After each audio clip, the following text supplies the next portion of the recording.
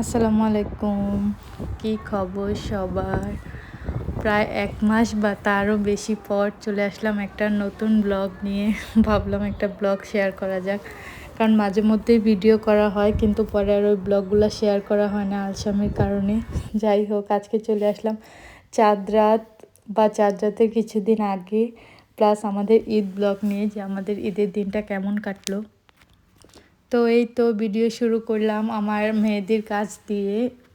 এগুলো ছিল আমার মেহেদির ক্লায়েন্ট যেগুলো চাঁদ রাতের আগে ছিল। চাঁদ রাতের 2 দিন আগে থেকে আমাদের এখানে উইকেন্ড ছিল, তো তখনই ক্লায়েন্টরা আসছিল কাজ করতে। আমি এবার খুবই কম কাজ নিয়েছিলাম আয়নের জন্য, কারণ আয়নকে নিয়ে এখন আর মেহেদির কাজ করা সম্ভব হয় না। ও অনেক বেশি দেখতে চায় বা ধরতে চায় যে আমি কি করতেছি। দেন এগুলো ছিল আমার একদম কাছের মানুষদের মেহেদির ডিজাইন, যাদের জন্য আমি মেহেদি করে দিছিলাম আর কি। ওরা আসছিল চাঁদ রাতের দিন যে মেহেদি দিবে ওরা, সো ওদেরকেও দিয়ে দিলাম। দেন এই ছিল আমার হাতের অবস্থা সবার কাজ করার পর। একটা মেহেদি আর্টিস্টের যা হয় আর কি, সবার কাজ করতে করতে নিজেরই খবর থাকে না। আমি তো ভাবছিলাম এবার হয়তো আমার মেহেদি দেওয়াই হবে না। তো এদিকে রাতে প্রায় তখন বাজে 12:30 একটা। আমার হাজবেন্ড বাসায় কাজ থেকে আসার পর বলল মেহেদি দিয়ে দিবে, তো আমিও বসে গেলাম কারণ আয়নও ঘুমায় পড়ছিল। এদিকে আমি ইনস্ট্যান্ট মেহেদি দিচ্ছিলাম অনেক রিস্ক নিয়ে, কারণ আমার ইনস্ট্যান্ট মেহেদি কখনোই পছন্দ না। তারপর কি করার, কারণ আয়নকে নিয়ে তো এতক্ষণ মেহেদি হাতে নিয়ে বসে থাকা সম্ভব না, তাই তাড়াতাড়ি দিতেছিলাম যাতে 5 মিনিট পর উঠায় ফেলেই রং হয়ে যায়। এই তো আমার হাজবেন্ড অনেক কষ্ট করে আমার জন্য মেহেদি দিয়ে দিছে, যদিও গত বছরও ও দিয়ে দিছিল, এই বছর আলহামদুলিল্লাহ ওই দিয়ে দিছে। যেমনই হোক আমার তো ভালো লাগে যে আমার হাজবেন্ড দিয়ে দিছে, এটাই অনেক। তারপর চাঁদ রাতে সবার কাজ শেষ করে, মানে মেয়েদের দেওয়া শেষ করে সবার আমি আমার অনেক কাজই আগিয়ে রাখছিলাম। কিছু রান্নাবার আগেই করে রাখছিলাম, যেমন গরু মাংসের রেজালা এগুলো, তারপর ডিম সিদ্ধ করা, পরের দিন সেমাইয়ের জন্য দুধ জাল দেওয়া, এগুলো আগেই করে রাখছিলাম। তো আলহামদুলিল্লাহ এই যে ঈদের দিন শুরু, এটা হচ্ছে ঈদের দিন সকালের ভিডিও। আয়ন সকালবেলা ঘুম থেকে উঠে প্রথম কিছু কয়েন পেলো তার ব্যাংকে জমা করার জন্য। আয়ান মাশাল্লাহ নিজের ব্যাংকে নিজেই কয়েন জমা করতে পারে, যদিও টাকা কিভাবে রাখতে হয় এটা জানে না, কিন্তু কয়েনটা সে জমা করতে পারে। তো তাকে কিছু কয়েন দেওয়া হলো, সে খুবই এক্সাইটেড হয়ে জমা করতেছিল। এই যে ভিডিওতে তো দেখতেই পাচ্ছেন। 8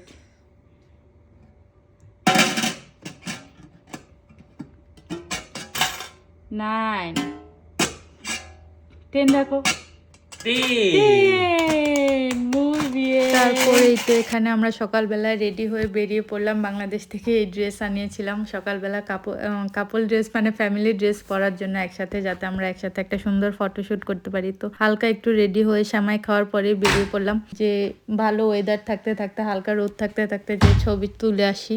দেন পার্কে যাওয়ার পর নিজেরা 2-3টা ফ্যামিলি ফটো যাও তুলে নিলাম। আলহামদুলিল্লাহ একটা মানুষ পেয়ে গেছিলাম, ও তুলে দিছিল, অনেক ভালোই ছবি তুলছে। কিন্তু আয়নের ছবি তোলা ছিল সবচেয়ে ডিফিকাল্ট কাজ, তাকে কিছুতেই দাঁড়া করাইতে পারতেছিলাম না। আগে তো যখন আরও ছোট ছিল তখন ওকে বেবি শার্ক বা কোনো একটা কবিতা বা কোনো একটা কিছু শোনায় ওরে দাঁড়া করায় দেওয়া যেত ছবি তোলার জন্য, কিন্তু এবার আর সেটা কিছুতেই পসিবল হইতেছিল না। তারপর অবশেষে না পেরে তাকে আমার ওয়ালেট বের করে দিছি, যে ওয়ালেটটা পেলে ও একটু শান্ত থাকবে। তারপর ওই ওয়ালেট হাতে দিয়ে তাকে 2-4টা ছবি তোলা সম্ভব হইলো, তাকে দিয়ে ওইটা তুলে নিলাম। এখানে ও একটা রুটি নিয়ে এই কুকুরটাকে গেছিল খাওয়াইতে, ওর আবার এই জাতীয় কুকুর বিড়াল মাশাআল্লাহ অনেক পছন্দ। তারপর বাসায় আসলাম, বাসায় আসার পর আধা ঘন্টা 1 ঘন্টা রেস্ট করে আবার বাকি রান্না বাড়া শুরু করে দিলাম। এখানে ডিমের কোরমার প্রিপারেশন চলতেছিল। দিয়ে দিলাম, কি দিছিলাম, আচ্ছা ও দিয়ে দিছিলাম বাদাম বাটা, কারণ ডিমের কোরমা তো বাদাম বাটা আর হচ্ছে দুধ ছাড়া তো কোরমা করা সম্ভবই না। তারপর মশলা কষানোর পর ডিম সিদ্ধগুলোও দিয়ে দিছিলাম, কিন্তু হঠাৎ করে মনে পড়লো আচ্ছা ডিম সিদ্ধ যে দিছি, ডিম তো কেটে নেওয়া হয় না আর কি, যাতে মশলাগুলো ডিমের ভিতরে ঢুকতে পারে। তারপর সেগুলো তাড়াতাড়ি আবার উঠায় সেগুলোকে ছুরি দিয়ে হালকা হালকা ডিমের গায়ে কেটে তারপর আবার দিলাম এদিকে। এইভাবে আসলে অনেক সময় এরকম হয়ে যায়, তাড়াহুড়োর কাজ আর। তারপর এদিকে ডিমটা কিছুক্ষণ মশলার সাথে কষিয়ে নেওয়ার পর দিয়ে দিলাম দুধ। আর এখন কাজগুলো সত্যি কথা বলতে তাড়াহুড়াই করতে হয়, কারণ আয়ন এত সময় দেয় না আমাকে রান্না বান্না করার জন্য, যতটুক সময়ের মধ্যে করে নেওয়া যায়। অন্যদিকে আমি আগেই শাসলিকের মাংস ম্যারিনেট করে রাখছিলাম, আর এই কাঠিগুলো শাসলিকের জন্য, মানে শাসলিক কাবাব যেটা হয় আর কি, ওইটার জন্য এই কাঠিগুলো আমি শিন থেকে অর্ডার করে আনিয়ে রাখছিলাম। এগুলোকে পানিতে ভিজিয়ে দিলাম, যাতে এগুলা কড়াইতে দেওয়ার পর বা ভাজতে দেওয়ার পর পুড়ে না যায় কাঠিগুলো। ক্যাপসিকামও বের করে নিছিলাম। দেন টুকটুক করে এগুলো কাটাকাটি শেষ করে সবকিছু একসাথে কাঠিতে গেঁথেও নিলাম। যে সুন্দর লাগতেছিল দেখতে, সব কালারফুল কালারফুল, হলুদ, সবুজ, লাল, আমার তো খুব ভালো লাগতেছিল।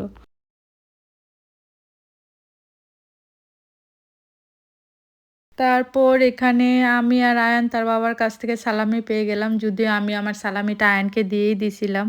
যাই হোক, আয়ান তার সালামি পেয়ে গেল তার বাবা-মার কাছ থেকে।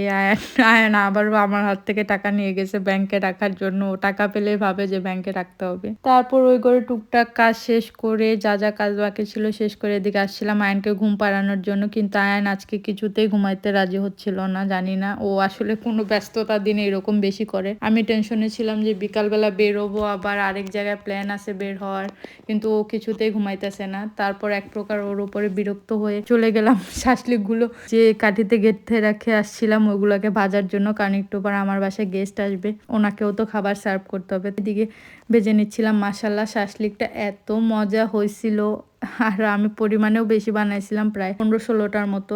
আমরা 2-3 দিন খেতে পারছি, অনেক মজা হয়েছিল আলহামদুলিল্লাহ। দেন বিকেলবেলা মানে সন্ধ্যাবেলা তখন অলমোস্ট 7টা 7:30 বাজে, আমরা বেরিয়ে পড়লাম। যেখানে প্ল্যান ছিল একটা রেস্টুরেন্টে খেতে যাওয়ার জন্য। এদিকে যাওয়ার পর আয়ন এই প্রথম কোনো রাইডে উঠলো, বাচ্চাদের রাইডে। যদিও আয়ন হালকা ঘুমাইছে, আধা ঘন্টা ঘুমের পর ওকে উঠায় নিয়ে গেছি, তো ও একটু কনফিউজ ছিল যে কি হইতেছে ওর সাথে। পরে অনেক এনজয় করছে মাশাল্লাহ। এই তো এখানে আয়ান আর সুমনের ফ্রেন্ডের মেয়ে আর কি, ওরা এনজয় করতেছে রাইড। ও আয়ানকে অনেক পছন্দ করে মাশাল্লাহ। তারপর আমরা এন্টার হয়ে গেলাম, একটু মার্কেট ঘুরতেছিলাম যে একটু ঘোরাঘুরি করি, কারণ ওই দিন উইকডে ছিল, সবকিছুই খোলা ছিল দোকানপাট। আয়ান দৌড় দিয়ে একটা জুতার দোকানে ঢুকে গেছে। আমি তো ভয় পাইতেছিলাম যে আয়ান না কোনো জুতা টুতা হাত দিয়ে ফেলে দেয়, না কিন্তু ফেলে দেয়নি। দেন অপেক্ষা করতে করতে চলে আসলো আমাদের খাওয়ার সময়। এদিকে আমাদের খাওয়া দাওয়া সব চলে আসছে, আর এই যে আমরা আমাদের খাওয়া দাওয়া নিয়ে বসে পড়ছি। তারপর এটা ছিল ঈদের সেকেন্ড ডে, মানে সেকেন্ড ডে ঈদ ডে। তো ওই দিন হচ্ছে আয়নকে, আমরা রেডি হইনি, শুধুমাত্র আয়নকে পাঞ্জাবি সেটটা পরিয়ে রেডি করে বাইরে নিয়ে গেছিলাম ছবি তোলার জন্য। কারণ আয়ন এই ড্রেসটা পাকিস্তান থেকে গিফট পাইছে, আয়নের বাবার ফ্রেন্ড তাকে গিফট করছে। তাই আয়নকে রেডি করে বাইরে চলে গেলাম যে ছবি তুলি, কিছু ছবি তুলে ওই ভাইয়াকেও পাঠাবো। তো এই ছিল আমাদের ঈদ। কেমন লাগলো আমার ব্লগটা জানাতে ভুলবেন না। আপনাদের ঈদ কেমন কাটলো সেটাও জানাতে ভুলবেন না। তো আজকে এ পর্যন্ত, আশা করি সবাই খুব ভালো থাকবেন। আল্লাহ হাফেজ।